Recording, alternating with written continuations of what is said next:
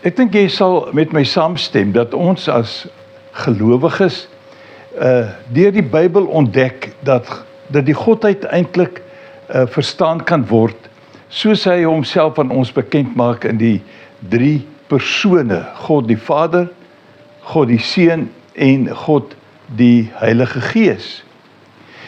Maar ek wil tog iets opmerk, en dit is dat daar baie min verwys word na die Heilige Gees.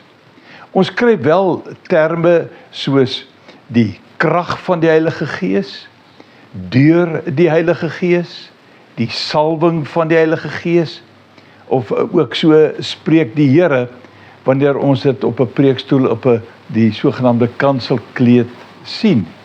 En dan verwys dit ook na die werking van die Heilige Gees. In die alledaagse lewe kry ons bitter min te doen met die term die Heilige Gees.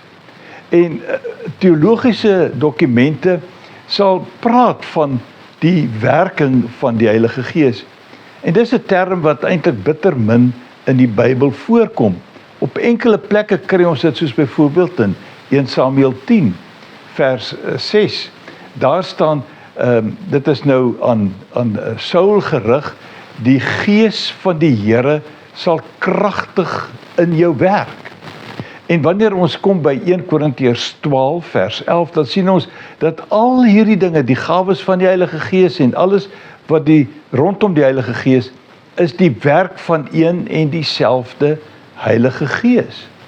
Ook in Galasiërs 3 vers 5 sien ek, Jesus Christus is die een wat ons met die Heilige Gees toerus en kragtig onder ons werk.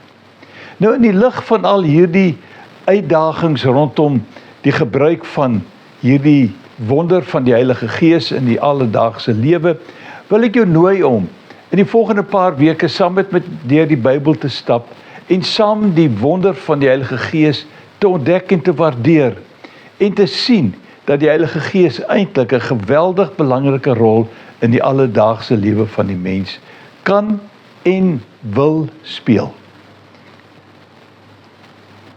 Loop mooi.